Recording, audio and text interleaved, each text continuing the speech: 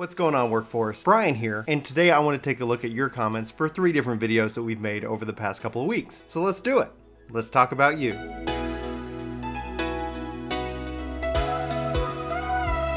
So in this episode of Community Feedback, I want to focus in on 3 specific videos.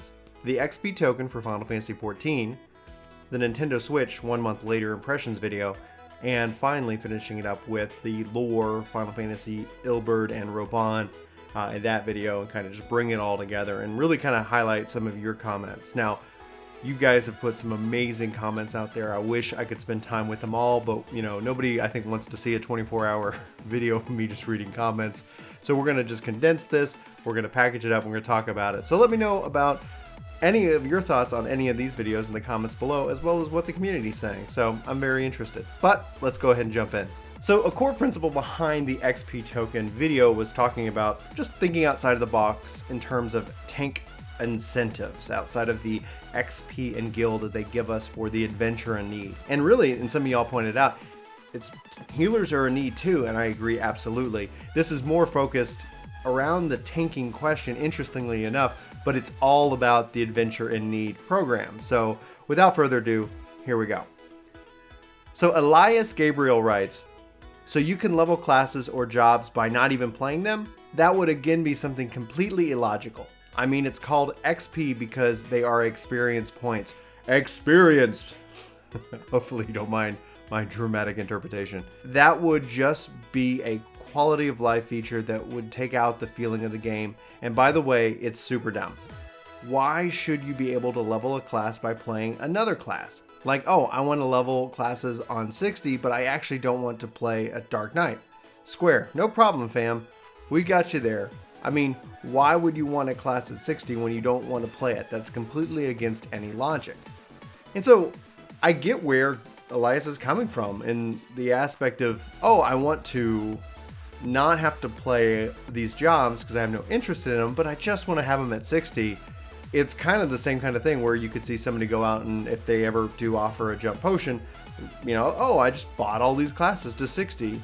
So I agree with you. I, though, at the same time want to play those jobs, and sometimes I don't have that flexibility. So there's 2 types, or maybe even more types of gamers that play Final Fantasy XIV. One, in this case, somebody like me who, like, yeah, I play all the jobs. I like playing all the jobs. I have favorite jobs. I have jobs that I prefer over others.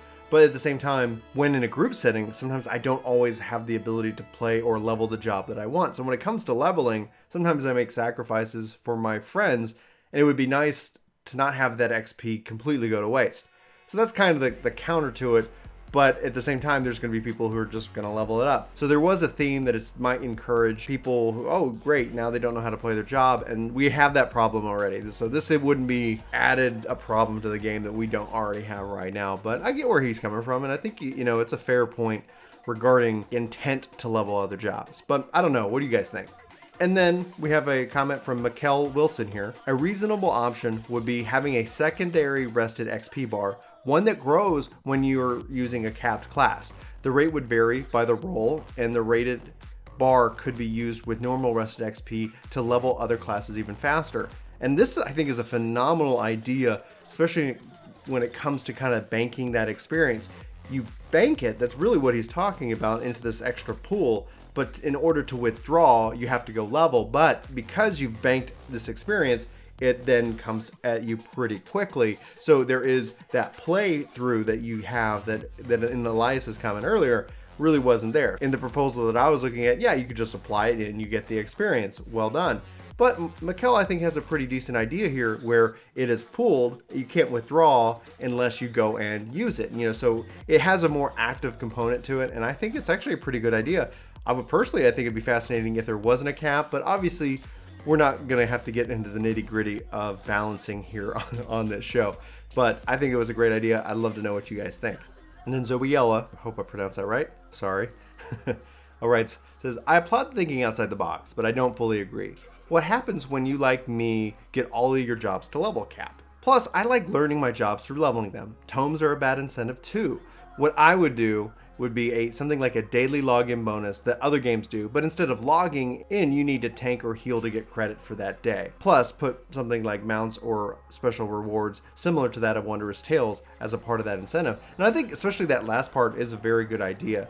One of the conversations I've actually had also that in the comments about this is that, well, the token could be used for XP, but it could also be used as a form of currency for trading in for special mounts or various other glamour pieces of gear. And I thought that was a really good thinking outside the box, especially right here as well. Something that, well, what happens when you don't need XP? Because there are going to be players who don't need it, and that's absolutely true. And if it's just that one incentive, it eventually has a kind of a gap. There's going to be a wall that you're going to hit with it until the next expansion. And so the idea of mounts, minions, glamour, all of that I think is something where you have a multifaceted approach that could be very valuable, and have you as the player decide what you want to do with it. You know, so you can choose to use it on yourself and level, or you can choose to help acquire something well sought out for, something, you know, that's visible and that has that pride that comes with it. Like, yeah, you know, I've, you know, tanked 3,000 times.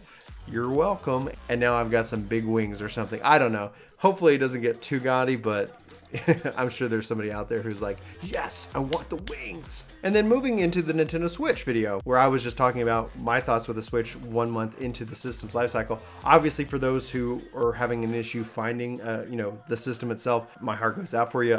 That's frustrating. Supply is always going to be that weird thing, especially at any launch, whether it's in short supply or if it's in, you know, like, oh, well, there's too many of them.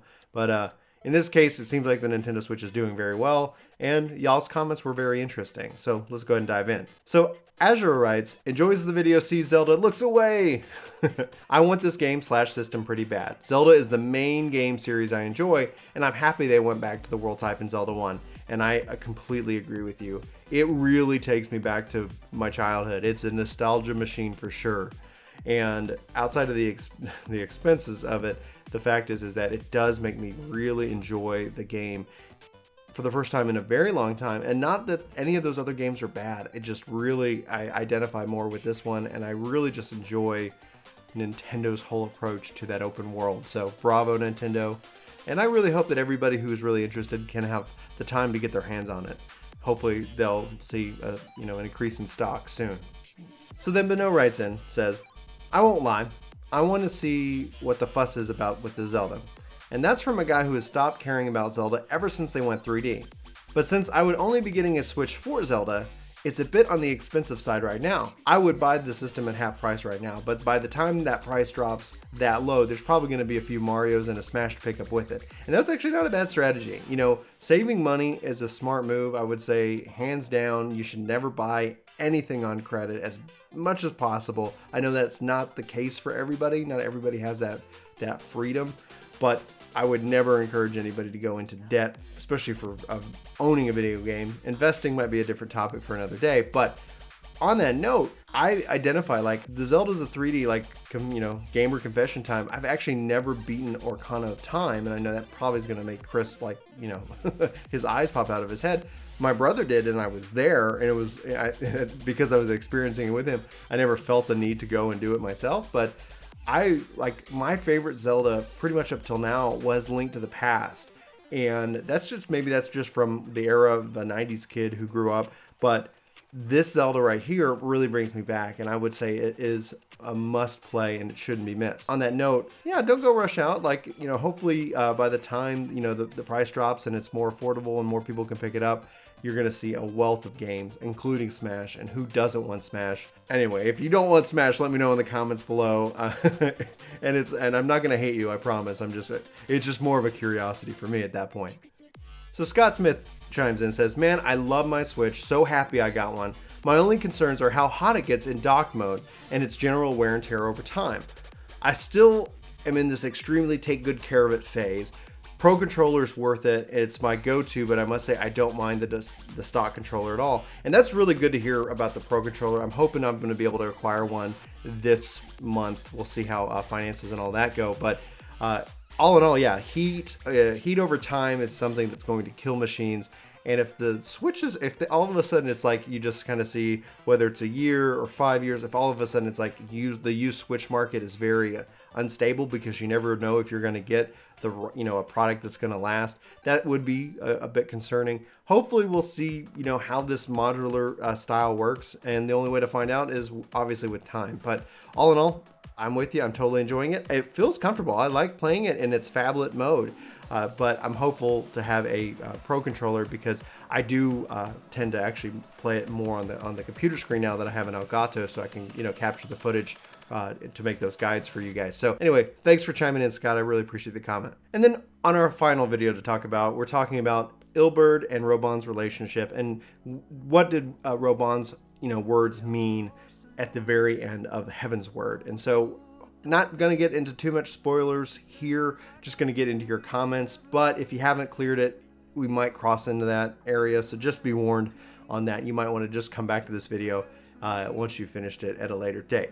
So Clyde William writes, just a note on the final part. I don't think it was Ilberd's intent to gain ground with his action. I got more of an intent to drag Eorzean and to make the conflict happen. The city-states had been doing their best just to stay out of it, so Ilberd was more the spark that started the fire and forced their action. I do wonder how much damage he expected his primal to do before he sacrificed himself for it, though. And that's an interesting thought. It's one that, who knows, maybe they'll do some kind of Palace of the Dead or deep dungeon kind of thing where we might run into like his ghost and whether he was satisfied with his sacrifice and felt it was worth it. But you could be really onto something that it was really that aspect. How can I get these two? Because his efforts and the fact that like the Almenians that are refugees, they really weren't doing. They kept, like he said, and like I showed in the video, like they were more talk than they were action. And so he was like, I'm going to do this action, and then these city-states are going to have no choice. They have no choice. War is at their doorsteps. And I don't even, maybe even the Garlean Empire wanted this too. Who knows? Maybe everybody was just kind of waiting for something big to happen so they could just, really kind of bring the pain and hurt. But I guess we're going to find out here in a month or two when we get our hands on Stormblood. But excellent comment, Clyde. And then we have more guy. He writes, it's possible. Ilberd unleashed what could possibly have been another calamity genocide. Not just on Garlemald, which possesses the means to prevent this, but the planet as a whole. Let's not forget that Alamingo was never some peace-loving nation, but was bent on conquering its neighbors, and for less idealistic reasons than Garlemald. So it's bid to end the Icon threat. So ultimately, we got a taste of our own medicine. I never did like Raubahn, and I like him even less now. If they go with the villain antagonist route for him, I'm not going to complain. I'm not all that sympathetic to Alamingo, so I'm glad Doma is coming into the expansion too. If the Eorzeans avoid diplomacy and want to go to war, I'm hoping that they pay the price. And then he goes on. It's a really great comment. You can go check it out on that video itself. But I really understand where you're coming from. I actually, for me, I would say I'm a fan of Raubahn. I've really enjoyed him as a character, and hopefully maybe this means that we're going to see more of him at the forefront. But with the war and things on two different domains with Doma and with Garabania, all of those, I'm sure that we're going to be bouncing back and forth. It's going to be really quite interesting and fascinating to say the least. But who knows? I don't necessarily feel like he's going to go obviously the antagonist or villainous route again. For me, I think that some of the parts was that he's just, they were two sides of the coin. They definitely want to free their homeland. It is their homeland, but at the same time, like going about it two different ways. So anyway, thanks for the great comment. And then finally, we got Professor M. Writes, Ilberd was a character I felt was great for how I was playing my character. Even before getting into Heaven's Word, my character was getting pretty hate-filled towards the Empire, due to losing a large family to the Empire and blaming the nation as a whole on the Meteor Project. However, rather than learn from Nidhogg and Ishgard how pointless a revenge-driven war is, she was more upset that she was cleaning up other people's messes while not being able to deal with the bigger threat. Even Ilberd's idea of sending a primal after the Empire was one she agreed with. She may be a warrior of light, but she's no saint. Getting away from my role-playing nature, Raubahnn's final words to Ilberd sound to me like a man bitter at an old friend.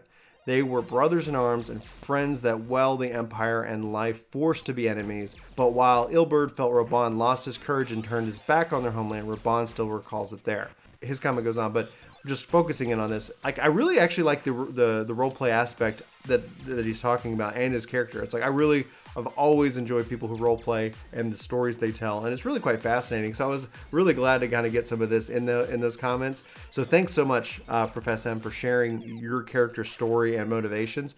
Honestly, I would love to hear more about your character as well. And then at the same time, you know, your point about Raubahn and Ilberd, I think it rings really true. So thanks so much for putting that together, and I couldn't agree more. So I mean, just that's kind of wrapping up the show on that same kind of note. What do you guys think about any of these videos, and what do you guys think about these comments that we shared here on today's community feedback, as well as the sun and the light goes out of the room, so obviously it's later in the day. In that meantime, my name is Brian, and this is Work to Game. Thanks so much for watching this video, and I hope you have a fantastic week. But until the next time, take care.